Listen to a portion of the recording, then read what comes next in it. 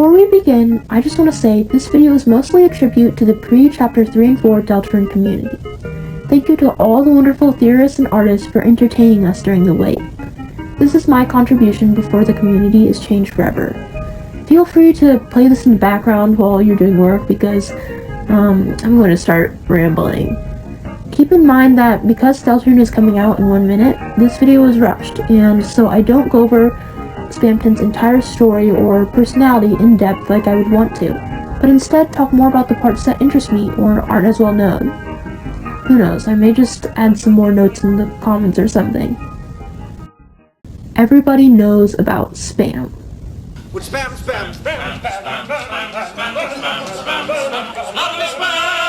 Spam is annoying. Most of the time we just try to ignore it or starve it of attention. But there's one spam-related freak who somehow managed to achieve the opposite of this. For better or for, well, worse. Spamton. Despite just being the Birds! Oh, stop! Help me! guy, he's gotten a lot of attention over the years, along with a countless amount of fan art, fan fiction, and fan theories. And let's not forget about video analysis. Except, well, most of those are from 2 years ago. 2 years ago, you know, like, from before the sweepstakes? Like, you know, like when most people thought Mike was Tina, and that both of them were Gaster, but also Gaster was Papyrus? I mean, some people still think that, but, well, whatever. Today I want to go over Spamton's story with the sweepstakes, the internet, and his unused content in mind. I'll be trying to figure out his story and show some facts that you might not have heard of yet. I'll also do some theorizing with the information we have on him now. 1. Story. Spamton is an Addison, a special type of darkener that only advertises. He used to be the same as the others, only a little bit shorter. He was nothing but the email guy, but nobody ever opened his mail, well, other than Noel. One day, Noel received an email which was just random letters and numbers.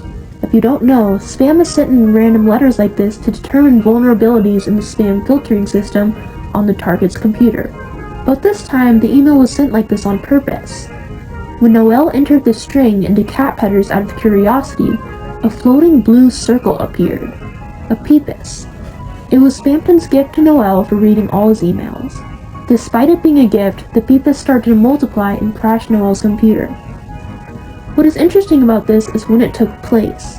Spamton's signature misspellings are still seen here, such as congratulations and special, or however you pronounce it, meaning he's always talked or at least written in this style. We can also see him encouraging the use of ad brackets in the sweepstakes. He's always been a little odd, just like Jebel has always been a little mad. I just wanted to point this out because a lot of people characterize the old Spamton as being normal when really, I don't know if that's the case, guys. Spamton continued being the email guy, making failed products and going out with other Addisons at the Cyber Grove. The Addisons pitied him, but he was determined to make it big, to a point where he started getting desperate.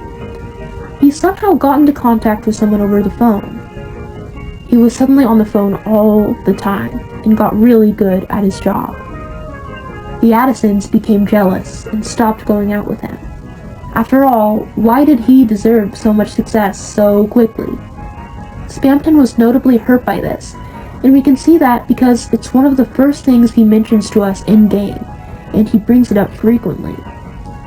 Spamton became very successful in 1997. He sold cars, specifically the Glendero, and other products like bow ties. He moved into a luxurious home for upper-class citizens, which would later become the Queen's Mansion. He bragged about big TV deals, commercials, and big cars. Spamton became friends with Swatch, the Queen's head butler, who according to Spamton, pretended to always be there for him as a listener and as a shoulder to cry on, and who Swatch considered as a valued guest.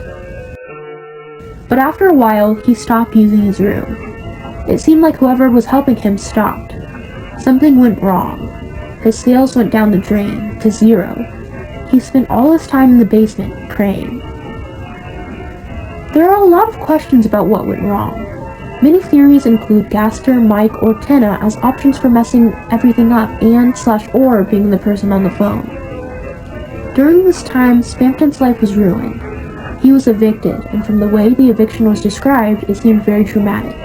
People went into his room and began to take out his furniture. He left his phone mid-conversation and didn't even bother or didn't have the time to put it up. It's also very much implied that Spamton fell into Queen's acid pool. I know this is more of a theory, but just look at the pieces of dialogue. Well, actually, it implies he was pushed, possibly by swatchlings or the cathode crew. I'll get to more about the cathode crew in a little bit. Even if the acid theory is false, his eviction was still stressful for him. Spamton's good luck was gone. He was outcast from the world, living in a dumpster, and he blamed Tina for it. He became fixated on revenge on everyone who he had felt wronged him, which, considering his ideas of wrong, and also considering that many Darkners did actually wrong him, was everyone. But Mike, you know. He tried to get this revenge by disguising himself as Swatch and breaking into the basement to get to the artifact, but he was stopped and was not able to get there until Chris came along. Part 2. What went wrong? Since this part of Spamton's story happens in-game, I'm going to skip over it for a second and theorize about what went so wrong in his life. In Snowgrave, Spamton says, "So why are you stealing the fountain? To me over right at the good part? What are you, a game show host?" For a while, we thought this was about Mike, but because of his avid hatred towards TVs and the separation of Mike and Tina in the sweepstakes, we have a lot of evidence that Tina was the main one to screw things up. Spamton seems to hate TVs with a burning passion and blames Tina for something, as well as seeing him as a criminal. The only person he's not mad at is Mike, who, as of now, plays more of an unknown role in this story. When asked who Mike was during the sweepstakes, Spamton assumed the person asking was part of the cathode crew, which is potentially a future antagonistic gang of Tinas in the next chapters. The way he automatically assumed this also shows that he's more protective of Mike, and also that the cathode crew has something against Mike. From my personal point of view, I think Tina will be the main villain in control of a gang-run world, and Mike will be the secret boss, since there isn't as much known about him. Well, I'm actually willing to bet my life savings on this theory, because I feel like everything is pointing to it. Spamton's shady deals getting him mixed up with a gang also feels very realistic to his story. And guys, listen, I know I haven't mentioned Gaster yet. I think Gaster definitely was involved, but I don't think he caused Spamton's problems directly. I think Spamton was instead involved in shady practices and had his business ruined, and was desperate to get back on top. I think Gaster was the force that made Spamton so obsessed with the machine downstairs, or maybe even the one that connected Spamton to Mike or Tina, but not responsible for every one of Spamton's troubles. Like Spamton's flavor text says, he is his own worst invention. 3. Relationships. Speaking of Mike, Tina, and Gaster, Spamton's relationships with people are very, very interesting. I'll quickly cover some of them, but I won't go too in-depth. Why should I do that when you have Jaro for that? Since the beginning, Spamton had wanted the power to make his own choices. He was ambitious, even though no other Addison believed in him. When he finally became successful, they abandoned him. Spamton has a weird relationship with the Addisons. It's obvious he once thought of them as friends, but in his dialogue it shows he is still bitter and vengeful about their betrayal. In the sweepstakes, he even implies that they won't talk to or help him while he's homeless because it would be bad for business to be seen publicly with him. If you defeat Spamton in a normal route, it does show that the Addisons feel guilty about it. One even goes to check on him. Spamton has a similar relationship to Swatch. He considered Swatch a friend, but now an enemy. Swatch doesn't like Spamton either, but once upon a time, they were friends. Actually, thinking about it, a lot of his relationships follow this pattern. It's tragic how both sides of his relationships, with the Addisons and Swatch, have so many layers of repressed guilt. Chris and Spamton have a very vague relationship that falls between the lines of Chris being scared of him and Chris being friends with him. But either way, they share a very personal connection, both being under control of greater forces. Chris and Spamton's relationship is one of the exceptions of this tragic pattern Spamton falls into. Someone I do want to mention that breaks the toxic relationship mold in a similar way to Chris is Mike. Spamton seems to have a complicated relationship with his side character. He says that he doesn't need Mike, but also that everyone will pay except Mike. This is different from him saying he doesn't need the Addisons, because when he says that, he still wants revenge on them. Mike is the only exception from this rule. I think that Mike and Spamton have some sort of strong bond between them like Chris and him do. I also think part of Spamton saying he doesn't need anyone comes from his insecurity of being under control. If you think about it, Spamton has never done anything without another person's help. Chris helps him get the machine, someone on the phone helps him become successful, Swatch and the Addisons were friends of his who he trusted in. All of these people leave or betray him. Even Chris gets into a fight with him. It's all part of a giant puppet metaphor. The minute his help steps away, the moment his strings are cut, he's helpless. And that's one of the reasons he's so determined not to need people, because he knows how it will end, but he still can't do anything about it.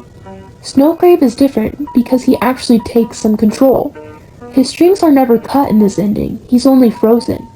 He's able to change the game and become the final boss, when in the normal route, you are the one who has to work to get that fight. 4. Spamton with the internet. That's the end of my more Deltarune story-related rant. But now, here's my internet unused content fun facts Deltarune-related rant. Do you know where spam came from? It originally started with a Monty Python skit, in which every word the character said was eventually replaced by spam, referring to the cheap canned meat. It became common to spam this skit in early chat rooms, leading the word to have negative connotations, and becoming the word for all annoying copy and pasters. Here, wait, take it from this guy. It's notoriously difficult to define, and that's kind of by design. In those chat rooms, for instance, if they just banned the use of the spam song, that wouldn't stop the spammers. They just switch to posting something different, and the rest of us would just lose a thing to post. Spam, as a rule, tends to operate in the gray area between what a system or platform is supposed to be used for and what it technically lets you get away with doing. I'm bringing this up because this is what Spamton's identity was based off of. Spam was first used by scammers, small businesses, and proselytizing as a way to reach as many people as possible. But considering the cost of the internet back then and how small the communities were, it was incredibly disruptive. In fact, 1997 was the year it was becoming a big problem. Lots of things happened in 1997, including lots of computer jargon that I won't pretend to understand. All you need to know is that scammers found new technology and vulnerabilities that made it easier to send spam, and that the very same year, the first real-time black hole list, an invention designed to block spam, was invented by Paul Bixby. Many people think that 1997 is Spamton's favorite year because of the Big Shot soda commercial made by Mike Ditka in 1997, which is so much of a coincidence that I think it is at least part of it. But I also think that considering Spamton is based on spam emails and literally comes from Cyber City and everything is literally the internet, these facts are worth taking in mind. Now, something else cool. Spamton's colors are the default colors from MS Paint. 5. Unused content. This is going to be a short section. But if we consider Spamton's unused content, I think it would be easier to get into the core of his character and what his place in the story is. A character that was removed because it conflicted with Spamton shows that Toby had wanted a personality designed as an insane, wacky businessman/robot. I think it's hilarious how he goes from no nose to one huge honker. Splendid Land's concept art for his shop also showed elements such as junk mail, a beaten-down shop, and a phone, which are elements kept in his story. Spamton being Neo was originally because Toby wanted to make a real version of the boss fight with Mettaton Neo, but it evolved into something different. Basically the real-life equivalent of how the machine in the basement was Mettaton's design before Spamton stole it. The Power of Neo theme felt more like a Metaton theme song before Toby realized it needed more of an eeriness to it. Side note, Spamton Battle Forgotten is one of my favorite of the unreleased Spamton songs. Number 6. Random. It's time for the quick round. These are topics that I had no idea where to put, but since it's my video, I still feel like mentioning them. Peepus. Spamton has Peepus, aka the boys. Don't forget Miss Peepus though. Peepus is a reference to a random Mexican restaurant Toby has posted about. It seems like Spamton has always had them, or at least since he was emailing Noelle, whenever that was. They have a very weird connection to Noelle. Like I said, she wrote a blog post about putting Spamton's code into her game and getting a Peepus. Peepus have a lot of connections to eggs, and were originally a normal egg color. And also, I don't care what anyone says, they are eggs, despite Spamton's refusal to accept this. Other Spamton attack quirks are things like the Minitons, or F1 for help. The phone hands are also pretty cool. Something Spamton brings up a lot is burning. We don't know if this is because of the acid theory, or maybe a shadow crystal showing him the light world, but I feel like it will end up to be important. It also might connect with heaven or the angel in some way. So I think both theories, acid theory and the shadow crystal theory, have some merit to them. Did you know Spamton's elements are puppet/cat? I remember watching Half-Bred Chaos's video about how Spamton was a cat so long ago and thinking it was stupid. But I was very wrong. Spamton is a cat. I don't know what to do with that information, but yeah, it's kind of obscure. But something even more obscure is the fact that if you hack Spamton into your recruits, he appears as known quantity 49, and his sprites randomly switch to other characters every time you open the select screen. The only description it has says, "It is known." Feels very fitting for a spam-themed character. 7. Summary. This is all I have time to share before Deltarune releases in 5 seconds. Overall, Spamton is a very interesting and layered character to me, and there's tons of things that casual players will miss, or even not dedicated fans will overlook. I also consider Spamton's story to be one of the best puppet metaphors in media, and one of my favorite storylines. I hope you liked my fun Spamton facts and computer trivia. But before I go, I have one last theory. My prediction for Deltarune chapters 3 and 4 relating to Spamton is that Mike is a secret boss, the one helping Spamton on the phone, and that the Cathode crew hurt Mike in some way, which in turn destroyed Spamton's career. I think Spamton was desperate enough to get help from Gaster, and that all of these things combined is what drove him insane. I think the next chapter will feature us trying to take down the Cathode crew and help Mike in some way. At least that's my theory. But then again, I don't know anything. I'm not Toby Fox. If you like the art in the background of this video or my editing, please consider subscribing to my animation channel. Or this channel, although I don't know if I'll actually use this channel in the future. But if you liked anything about this, please feel free. Goodbye guys. I'll see you when the next Deltarune chapters release.